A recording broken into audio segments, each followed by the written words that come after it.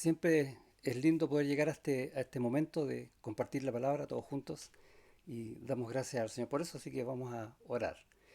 Señor, gracias por este tiempo hermoso que tú nos das, gracias por compartir todos juntos de tu alimento que es la palabra en tu espíritu. Y rogamos que nos hables hoy, que moldees nuestros corazones como tú quieres, en el nombre de Jesús. Amén. Estamos viendo en la carta a los Filipenses un tema que es mi vida es Cristo. Ese es el título del sermón. Ya hemos venido en dos anteriores viendo esto que está hablando Pablo en la carta a los Filipenses, y en el versículo 21 del primer capítulo va a decir, porque para mí el vivir es Cristo y el morir es ganancia. Y ese es el centro de la vida cristiana, que lo que estamos buscando es entender qué es realmente lo que Dios nos quiere decir a través de esa frase. Y un poco es lo que vamos a ver hoy. Pregunta, ¿puedes decir tú que para ti el vivir es Cristo? ¿Puedes decirlo ahora? No es tan fácil. Quizás sea prudente ver cuándo, en qué momento lo dice Pablo para entender algunas cosas que aún quizás debamos ver en nuestra vida, en nuestro corazón, en lo que pensamos, en lo que decimos y en cómo compartimos, etcétera. Pablo está siendo usado tremendamente por el Señor y vimos cómo, a pesar de que estaba preso y viene hace rato ya, lo tomaron preso en Jerusalén, varios años en distintas cárceles, con un viaje tremendo, etcétera, una historia bien movida que ahí aparece al final del libro de los Hechos. Lo encontramos ahora en la cárcel en Roma y ya vimos cómo incluso algunos supuestamente hermanos querían hasta hacerle daño. No sabe qué va a pasar con su vida, si a lo mejor el veredicto del juicio al que va a ser sometido implica su muerte, y está viviendo eso. Está lejos de su casa también. A veces no consideramos eso, pero él está muy lejos, en Roma, de donde él es, que es en Tarso, o por último pensando quizás en Jerusalén, donde vivió la mayor parte de su vida. Pero lo pasa mal, ese es el punto. Está siendo tremendamente usado por el Señor en una parte, pero por otro lado lo está pasando mal. ¿Cómo juntamos esas cosas? Y pensemos en nosotros mismos. Uno dice, Señor, yo quiero que tú me uses. Y a veces eso va a implicar que lo pasemos mal. ¿Qué vamos a hacer ahí? ¿Cómo juntamos? Pero también vemos que la iglesia está con él. De hecho, esta carta la escribe Pablo para dar gracias a la iglesia por un donativo que le hicieron. Y hay una forma de vivir en conjunto que se ve aquí en la carta. De hecho, por ejemplo, en el versículo 19 dice, porque sé que por vuestra oración va a pasar algo.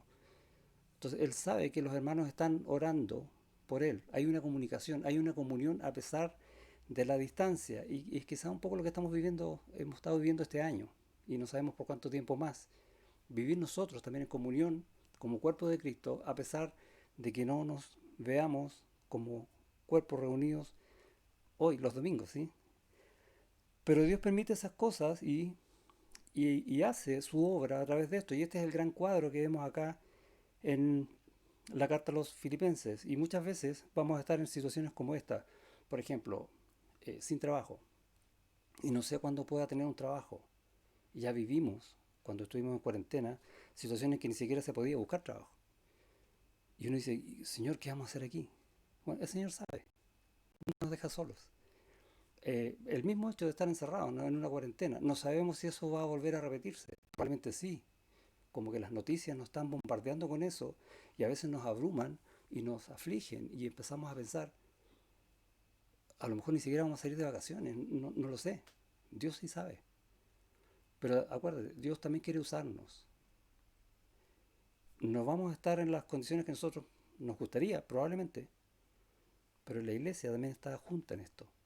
Todo esto es lo que estaba pasando y vamos a entenderlo un poco en este texto, y estamos viendo ahora de los versículos 18 al versículo 24.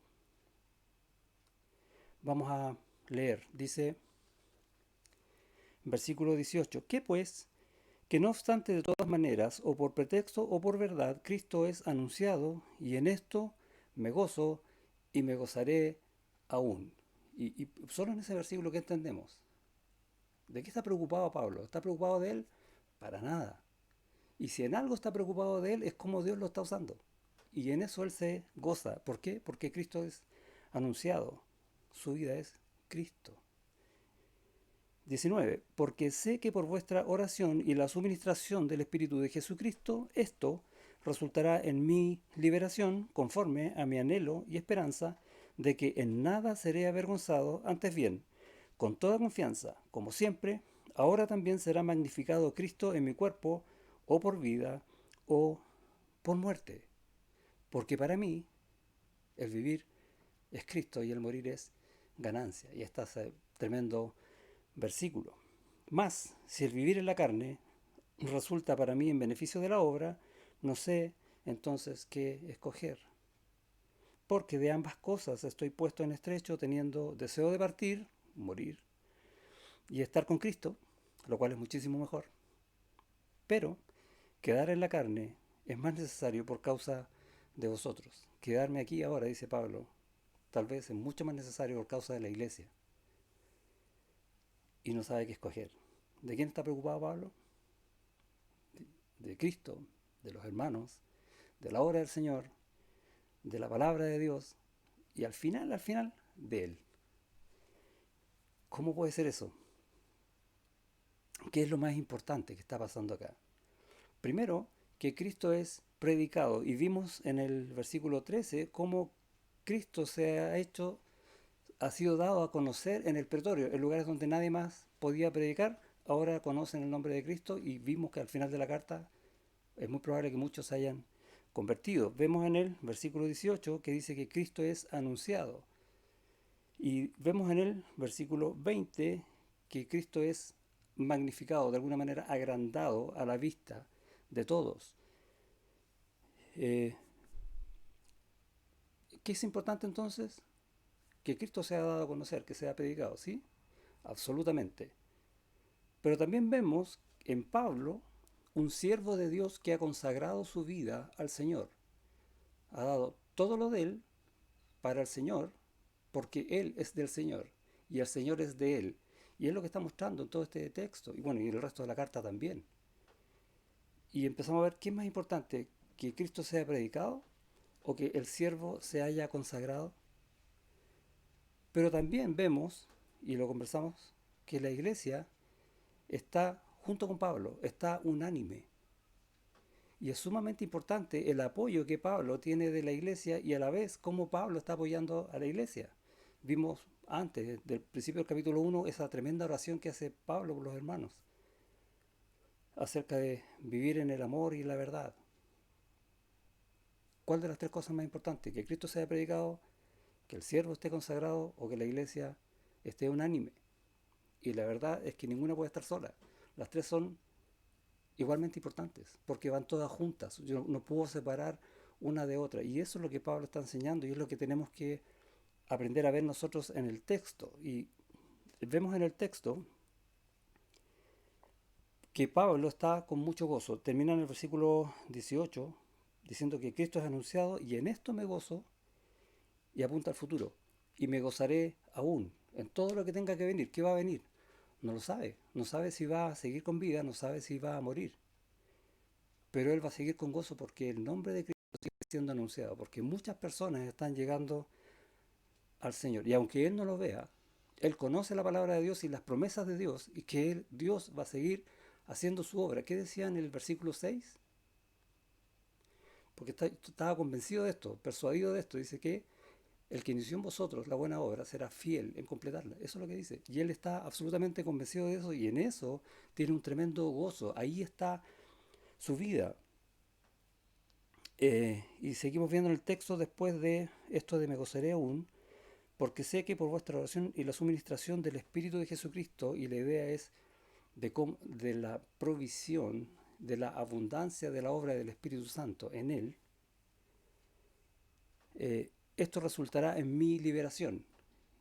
Y, y esta liberación, de acuerdo con el contexto, tiene la idea de que el juicio que se le va a hacer, él va a ser hallado inocente de culpas, delante de Dios. A eso apunta esa liberación, que Él se siente libre de pecados. Él está en la cárcel por una causa absolutamente injusta. Dios lo sabe, pero Dios lo está usando.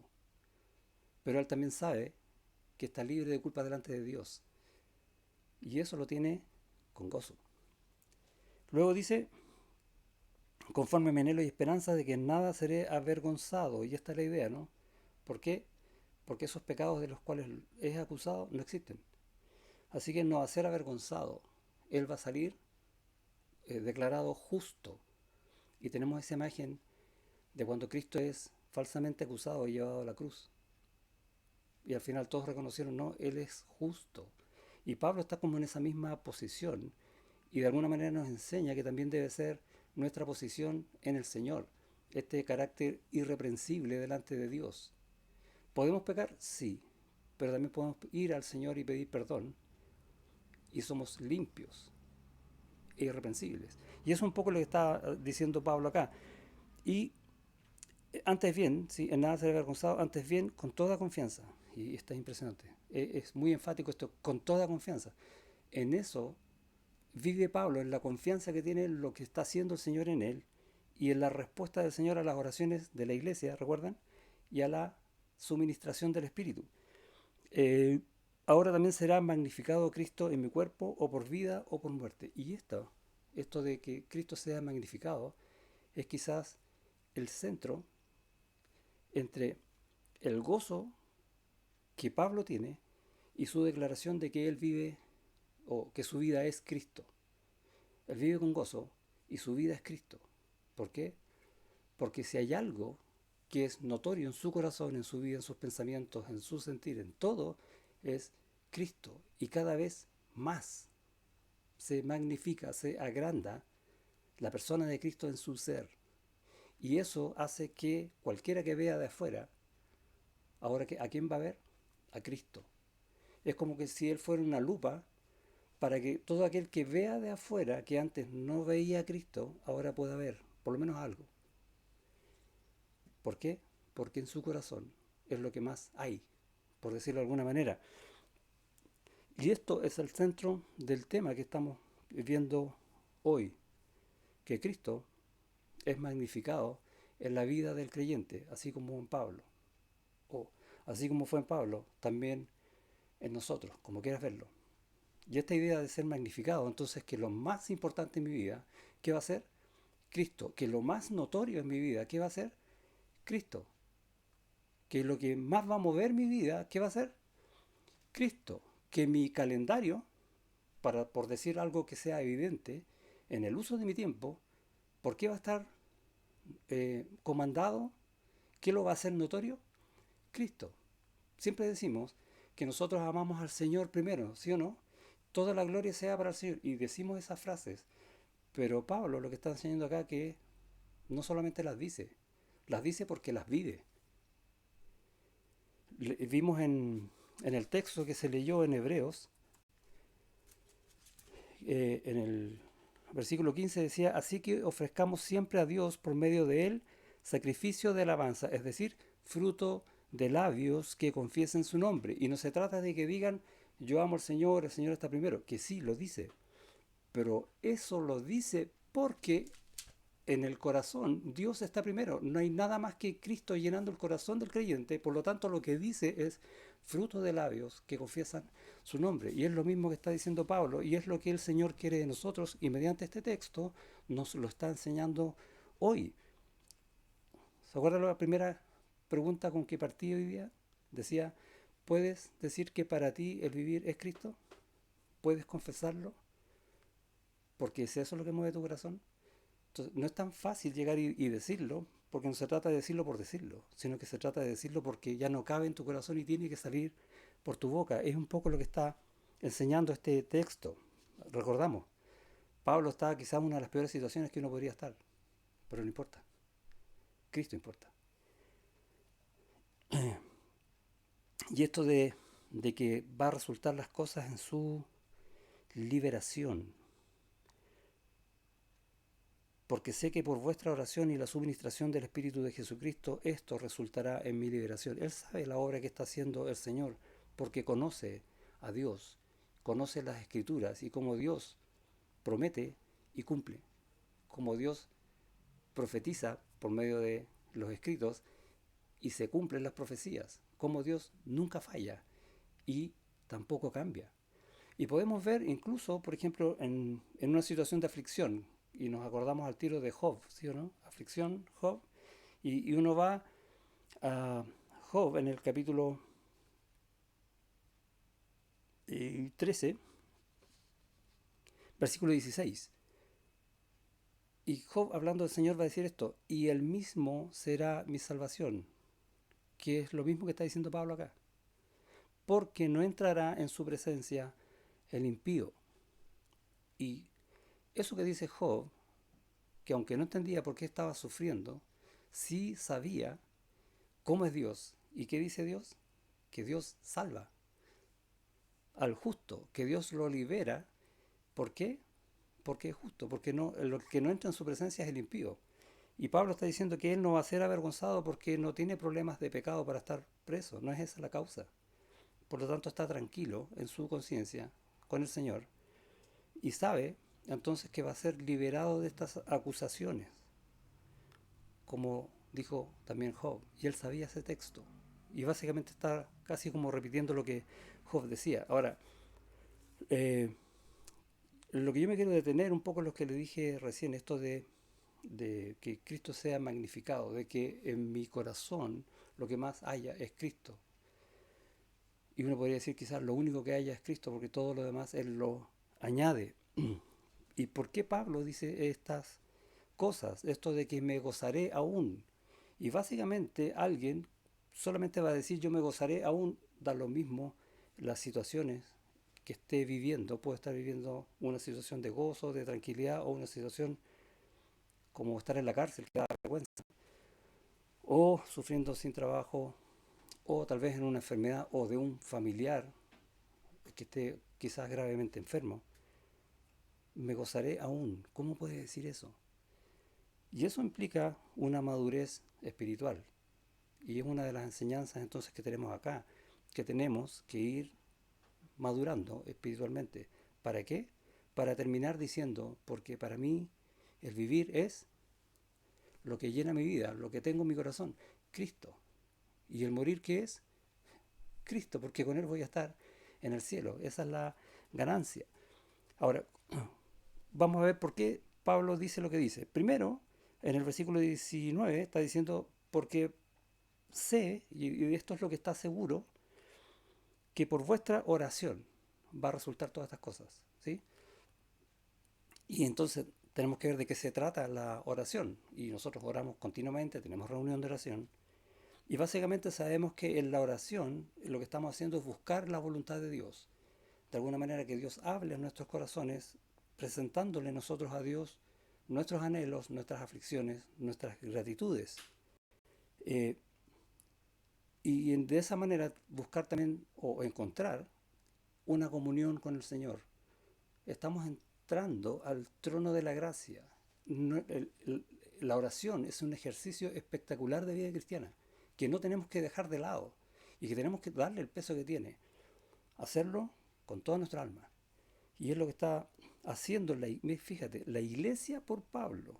Y por eso dice, porque sé que por vuestra oración, Él sabe cómo están orando los hermanos y es un desafío para nosotros. ¿Y eso qué produce? Confianza. La oración produce confianza y aumenta nuestra fe.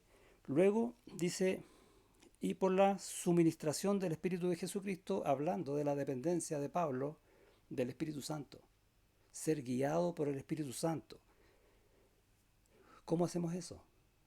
Bueno, declarando nuestra debilidad, que aún somos pecadores, que podemos fallar muchas veces, que aún no conocemos todo lo que deberíamos conocer quizás de las Escrituras o si quieres, de Dios, y que tenemos que depender mucho de Él. Y cuando empezamos a depender mucho de Él, cada vez vamos a depender más de Él y nuestra vida se va a hacer una con Él. Así funciona. Entonces entendemos por qué Pablo dice lo que está diciendo. Esa dependencia tremenda que tiene del Espíritu Santo. Ahora, tenemos que cuidar entonces qué cosas afectan nuestra dependencia del Espíritu Santo en nuestra vida, en nuestro día a día. ¿Qué cosa me limita? ¿Qué cosa me aparta? qué cosa me enfría. Y no taparlas como diciendo, no, mañana lo arreglo. A veces es necesario pedir ayuda en oración, pedir ayuda a hermanos, pedir ayuda al pastor, o buscar, obligarse quizás, si no tienes deseos incluso de leer la Biblia para buscar del Señor, ayúdame a entender qué es esto de que yo tengo que depender de ti cuando no quiero. Tal vez esté en una situación de pecado y por eso no quiero. Pero eso hay que resolverlo en el Señor. ¿Cómo? Yendo a la palabra que me muestra el pecado, orando al Señor para que me muestre el pecado y hablando con hermanos, yendo para pedir consejos y te van a mostrar el pecado, que puede ser una situación, ¿no? ¿Por qué? Porque lo que vamos a estar buscando es depender del Espíritu Santo, ser guiados por Él, tener esta comunión para poder, de alguna manera, oír su voz. Eh, y eso, esta dependencia, va a hacer que la palabra de Dios, las promesas de Dios que tanto nos gustan, las bendiciones de Dios, nosotros las hagamos vivas. O dicho de otra manera, estemos absolutamente seguros que están funcionando en nosotros y si no es ahora, va a ser en un rato más o mañana o cuando Dios diga, pero pronto. Ahí, pensando en esto, estaba leyendo un texto allá en Génesis, en el capítulo 32, cuando Jacob se va a encontrar con Esaú y estaba muerto de miedo.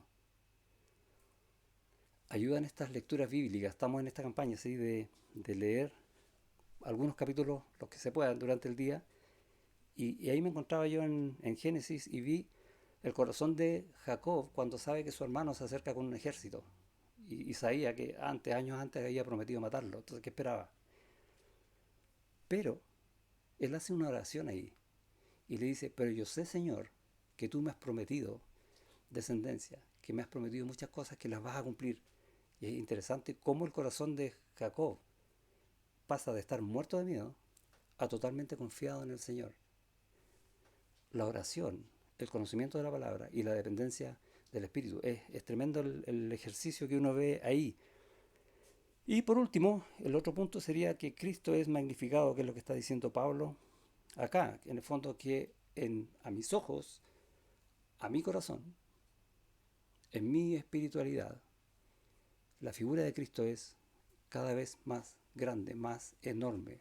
Yo sé que es infinita, pero no siempre voy a poder ver todo eso, o sea, de hecho es imposible, sino que voy de a poco apreciando la magnificencia de nuestro Señor. Y la idea es que esto va creciendo y creciendo y creciendo cada vez más. ¿Por qué? Porque el Señor es digno de todo. Y voy entendiendo esa verdad, no solo por la lectura, que aparece en la lectura, sino porque se está haciendo viva en mi vida, aunque vale la redundancia esto de vivir la vida, porque funciona. Entonces a veces decimos, ¿cómo puede ser esto de que yo puedo decir mi vida es Cristo cuando estoy sufriendo, cuando estoy en una aflicción, cuando veo que todo está mal, cuando todo está oscuro? Y dice, hermanos míos, tened por sumo gozo cuando os halléis en diversas pruebas. Pero ¿cómo? ¿Cuántas veces lo hemos escuchado? ¿Pero cómo lo hago? ¿Cómo funciona?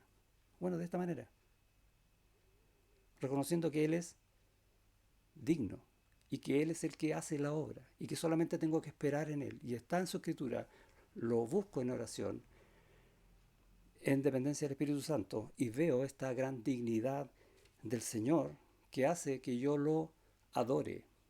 Y es increíble, porque ahí empiezo a darme cuenta de que mi vida, que Dios un día en Cristo me llamó para ser salvo, tiene el propósito por el cual Dios me salvó, que es para que yo lo adore. Oh, y todo empieza a calzar. Qué impresionante. Ahora me estoy dando cuenta de que en la medida en que yo vea la magnitud de Cristo en mi vida, en mi corazón, en mis actos, cómo cambia mi ser, comienzo a adorarlo. Y para eso Dios me hizo, para eso Dios te hizo nuevo, para que lo adores. Así hace Dios su obra. Y vamos a volver a este punto de ser adorado. Ahora, lo que quiero definir es qué es ser digno. Señor, tú eres digno. ¿Qué estoy diciendo con eso?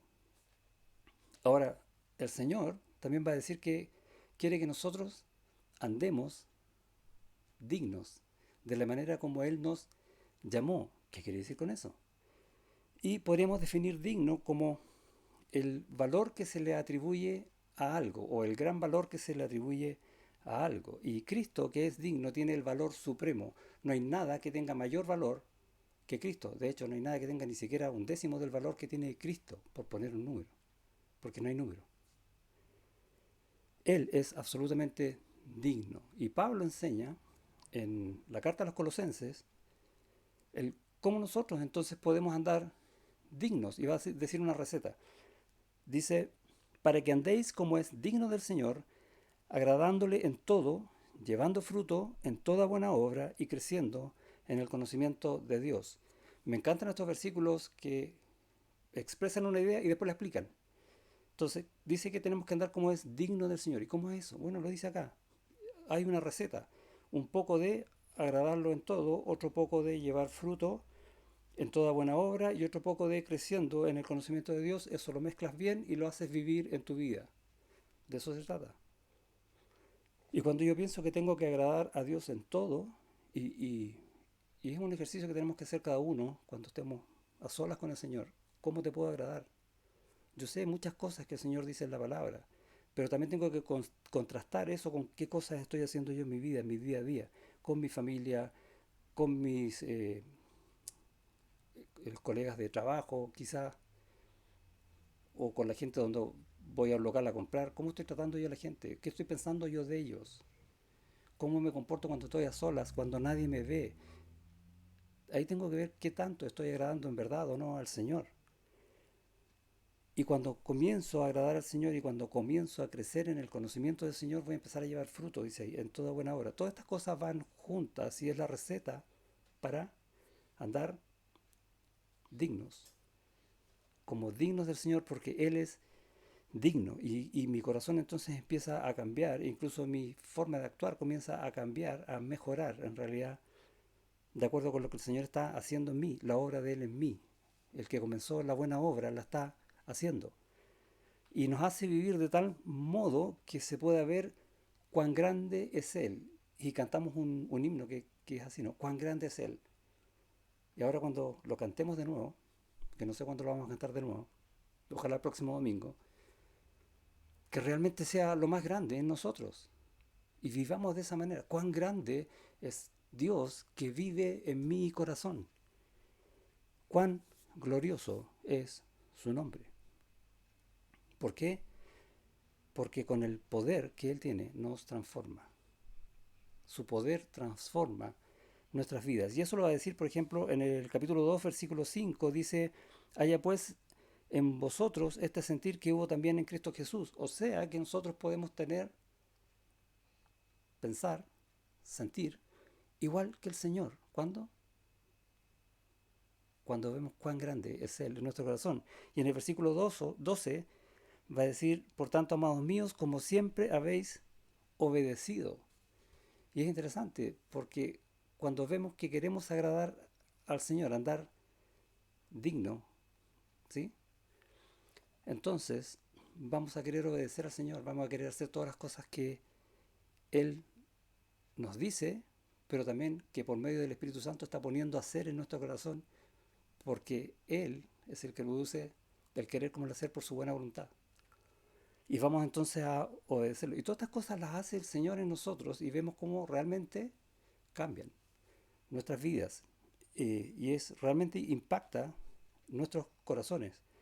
Por ejemplo, nos puede hacer en algún momento reconocer la ayuda de un hermano. Muchas veces tendemos a ser medios orgullosos o soberbios y no queremos que nadie nos ayude, o si alguien viene en nuestra ayuda porque ve que necesitamos la ayuda, puede ser una ayuda espiritual o tal vez en algo emocional. No estoy hablando solamente de cosas financieras, que también pueden ser. La vamos a rechazar. No, no, no, no. No vengas a mí ahora con eso, yo estoy bien y trato de decir las cosas, pero la verdad es que si tenemos el mismo sentir que hubo en Cristo Jesús, vamos a ser humildes. Y en Hebreos leímos, en el versículo 15, dice así que ofrezcamos siempre a Dios por medio de Él sacrificio de alabanza, es decir, fruto de labios que confiesan su nombre, y de hacer bien y de la ayuda mutua no os olvidéis. Y ahí está la idea, ¿no? En el 17 dice, obedeced a vuestros pastores y sujetaos a ellos. ¿Qué está diciendo? Tenemos que vivir con la suficiente humildad para aceptar el consejo, para aceptar la guía y la enseñanza. De eso se trata la vida cristiana cuando Cristo llena nuestros corazones. Pablo quiere que se cumpla la voluntad de Dios y básicamente lo expresa como que Cristo sea anunciado, sea predicado y que los creyentes vivan por el Evangelio. Y él mismo también hace siempre o busca hacer siempre la voluntad de Dios. Y vemos que cuando él conoce a Cristo, en Hechos ahí capítulo 9, Cristo le dice que tiene que ir a predicar a los gentiles y tiene que padecer mucho por esa obra. Y es lo que estamos viendo acá. Y Pablo entiende entonces que está obedeciendo la voz de Dios, que siempre hace su voluntad y quiere que todos hagamos la voluntad. Y de hecho nos exhorta en el versículo 27 del capítulo 1. Dice, solamente que os comportéis como es digno del Evangelio de Cristo. Y esta exhortación, que la vamos a ver más adelante, no hoy día, tiene que ver justamente con esto. O sea, si mi vida es Cristo, ¿cómo voy a vivir? Como es digno del Señor. Absolutamente. Por lo tanto, voy a aceptar cualquier consejo que me ayude a eso. Ahora, y voy a ir creciendo, voy a ir madurando espiritualmente. Y esta madurez espiritual me va a impedir retroceder o caer. Y es lo que está pasando con Pablo. Y no solamente él no retrocede, sino que estima o considera que todo lo que está viviendo, todas las aflicciones son dignas de ser sufridas por el nombre del Señor. Es lo que le dije en un principio. Todo lo que a Pablo le importa es el Señor. Al final está Él. ¿Por qué? Porque el Señor es digno de todo. Si no es digno de todo, no es mi Señor. Jeremías también hablaba de eso, cuando dice, había en mi corazón como un fuego ardiente, dice, metido en mis huesos. Traté de sufrirlo y no pude. Dios pudo más que él, con un fuego ardiente en su corazón, una pasión por Dios, a pesar de que el trabajo que le tocó hacer a Jeremías no era fácil. Pero acuerde, Dios es el que hace la obra y Dios da el poder para hacer su obra. Él es digno y cuando estés en dificultades, Él te va a sacar de ahí, te va a llenar de gozo. Así funciona. Y bueno, por tiempo hay muchos otros pasajes que hablan de esto, pero no los vamos a ver ahora. Él es digno, el Señor es digno de ser adorado. De hecho, nos hizo nuevos para eso, para poder adorarlo. Y todos igualmente, porque todos somos hijos de Dios por la fe en Cristo. Y esto de la igualdad no es tanto para enfatizar que somos iguales, sino para enfatizar que estamos todos juntos en lo mismo, como un cuerpo, como iglesia. Y eso es lo que tenemos que entender, que no funcionamos solos. Somos un cuerpo, somos una iglesia y tenemos que apoyarnos mutuamente, tenemos que animarnos mutuamente, buscarnos, para que todo el cuerpo adore al Señor. Si en el cuerpo uno no está adorando al Señor, está haciendo todo lo contrario, la cosa no va a funcionar bien y vamos a estar en problemas. La idea es que todos estemos buscando lo mismo, por eso cuando digo somos todos iguales, por eso, unanimidad. En, en Gálatas Pablo va a decir, porque todos los que habéis sido bautizados en Cristo, de Cristo estáis revestidos. O sea, esto de bautizado en Cristo, que estamos en el cuerpo. Si todos somos iglesia, entonces estamos revestidos de Cristo. Eso es lo que está diciendo Pablo. Y el significado de esto es enorme. No solo porque el poder de Dios obra en nosotros. ¿Sí? Recibiréis poder, ¿se acuerda ahí en el libro de los Hechos? No solo porque el amor de Dios nos capacita para amar como Él nos amó. Y de hecho, Cristo dice, y por esto todos conocerán que son mis discípulos, porque pueden amar como yo los amo. Tremendo. Y no solo porque es inmenso el significado de este pasaje, sino que además tiene el propósito de reproducir su gloria.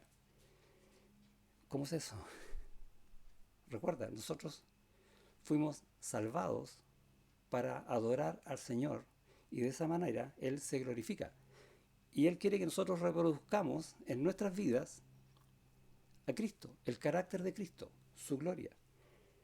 En Juan capítulo 17 va a hablar de esto y hay una oración del Señor Jesucristo con el Padre que dice, para que todos sean uno, como tú, oh Padre, en mí, y yo en ti, que también ellos sean uno en nosotros. Y está hablando de la unidad. ¿Cuál unidad? Que nosotros podemos ser uno con Él. ¿Cómo podemos ser uno si somos distintos? Y básicamente lo que dice el Señor, no solo que seamos uno con Él, que estemos en comunión, sino que estemos con el mismo carácter. Ese es el propósito que Cristo está haciendo en nosotros ahora y que está haciendo en Pablo en este texto. ¿Y para qué? Para que el mundo crea que tú me enviaste. ¡Wow! Tremendo. Para magnificar a Cristo en nuestras vidas. Y en el versículo 22 de Juan 17 va a decir, la gloria que me... Este pasaje es impresionante. Dice, la gloria que me diste, la gloria de Dios, yo les he dado para que sean uno, así como nosotros somos uno. ¿Y de qué gloria está hablando? Entonces está hablando del carácter de Cristo reproducido en cada uno de nosotros. Como un pecador, alguien que está en contra de Dios, es cambiado, transformado, hecho nuevo, para que ahora glorifique a Dios, haga la obra de Dios, o dicho de mejor manera, Dios obre por medio de él, siendo uno, en comunión. Gloria de Dios. Esa es la gloria de Dios que se manifiesta hoy día en este mundo por medio de la iglesia. Ahora, ¿cuándo somos uno nosotros? La oración del Señor es que nosotros seamos uno. Ahora, ¿cuándo somos uno? Uno podría preguntarse eso, ¿en qué ocasiones? Y vemos, por ejemplo, en las reuniones. Hacemos reuniones donde estamos todos juntos. Ahora las hacemos virtuales, pero estamos todos juntos. Y uno pregunta, ¿solo cuando estamos reunidos podemos ser uno, actuar como uno? ¿O podemos también hacerlo en otras ocasiones? Es una buena pregunta, ¿no? Nos podemos llamar, podemos conversar, y si podemos vernos también. ¿Y por qué no lo hacemos cuando no estamos reunidos? Hay que hacerse cada uno esa pregunta. Ahora, y en estas reuniones, ¿y si yo no asisto? Porque como las reuniones son virtuales, nadie me ve si yo estoy o no estoy, ¿o sí? No. ¿Y qué pasa si yo no asisto? ¿Dónde estamos siendo uno? Y uno empieza a pensarlo de esa manera y realmente estoy actuando a favor o en contra del cuerpo de Cristo. Las reuniones que hacemos, ¿las puedo categorizar? ¿Hay unas reuniones que son más importantes que otras? ¿Anhelas oír la voz de Dios?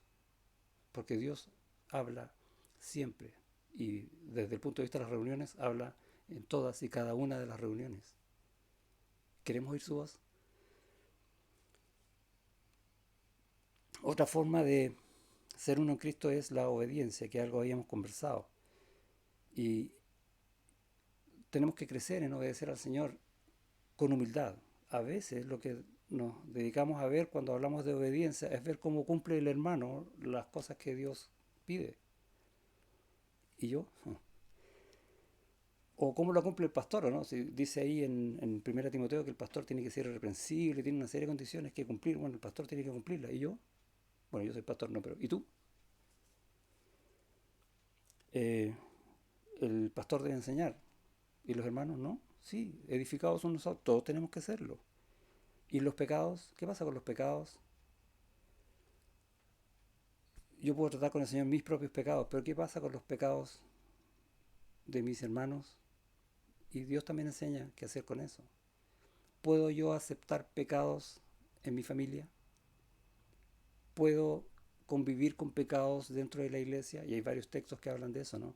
Y tengo que realmente humillarme delante del Señor y decir, ayúdame a hacer las cosas como tú las dices, porque esas son las santas, no como yo las pienso. ¿Para qué? Para que podamos realmente ser uno y aprender. Siempre decimos, tenemos que aprender, tenemos que crecer, que nadie se quede dormido, porque el que se duerme es llevado por cualquier corriente de doctrina y puede terminar quizás donde. La meta es que todos sepamos las mismas cosas. Por eso que nos reunimos, por eso que hacemos devocionales todos en el mismo texto, para ir buscando esta unanimidad en el crecer también. Y de esa manera ir obedeciendo, aunque sea en lo poco que sepas. Yo sé muy poco, bueno, obedece lo poco, ¿sí? Y el Señor dice que el que obedece lo poco, sobre mucho lo pondrá. De esa manera recompensa a sus siervos. Entonces no se trata de cuánto sé, se trata de cuánto hago. Y eso es lo que me hace estar siendo uno con el Señor y respondiendo a la oración. Mira, respondiendo a la oración que el mismo Señor Jesucristo hizo. Padre, que ellos sean uno conmigo así como yo soy uno contigo. Eso es lo que vamos a estar respondiendo, no menospreciando. Por eso cuando hablamos de la gloria del Señor tenemos que pensar en estas cosas, que sí nos alcanza. Asimismo, glorificando al Señor, y pensemos en una idea como piedras que son transformadas por el Señor en diamantes, algo precioso. Eh, y esta idea la tenemos en Romanos, en el capítulo 8, va a decir que nosotros somos predestinados a tener la imagen del Señor Jesucristo. Dios está trabajando en nuestras vidas para eso. Y ahí vemos otra vez unanimidad de carácter, unanimidad de pensamientos. Y nuestra oración entonces tiene que ser apuntar a eso. Y cuando nuestras vidas son cambiadas, va a impactar no solo mi propia vida, sino que la de muchos alrededor mío. Y a eso estamos llamados como iglesia. Pablo era el gran perseguidor de la iglesia, ¿recuerda eso, no? Él lo único que quería era meter creyentes en la cárcel y si había que matarlos también. Pero Dios lo transforma de esta piedra que dije a un diamante tremendo. Y en la primera carta a Timoteo va a decir, voy a tomar algunas frases de los versículos. Dice, doy gracias, dice, al que me fortaleció, a Cristo Jesús, porque me tuvo por fiel. Mira, habiendo yo sido antes blasfemo, perseguidor e injuriador, mas fui recibido a misericordia. El Señor cambia, el Señor cambia toda tu vida y tú puedes ver tu propio testimonio, cómo el Señor te rescató no solo de la condenación, sino del pecado, para que no seas más esclavo del pecado y ahora puedas glorificarlo. Y en tu testimonio no solo ves lo que pasó atrás, sino que lo que está pasando ahora. ¿Cómo estás glorificando al Señor? Y es lo que está enseñando otra vez Pablo en este texto, gozándose en las cosas donde el Señor lo tiene, da lo mismo lo que esté pasando conmigo, si estoy bien o mal, yo me gozo porque el Señor está obrando en mí, el Señor está siendo conocido y está siendo agigantado en mi corazón. Por tanto, y eso es lo que dice, y llegamos al versículo 21, porque para mí el vivir es Cristo. Y ahora entendemos perfectamente esa imagen. ¿Cómo esto de que para mí el vivir es Cristo? Porque en mi corazón solo está lleno de Cristo y no cabe nada más que Cristo. Y todo lo que Cristo da, me lo da. Esa es realmente la vida del creyente. Es el propósito de mi vida. Sea que esté en una situación de gozo, de alegría, o sea que esté en una situación total de aflicción, Cristo sigue siendo digno. Él es mi vida. Y ahora se entiende un poco más lo que comenzamos a hablar desde el principio. Y el morir es ganancia.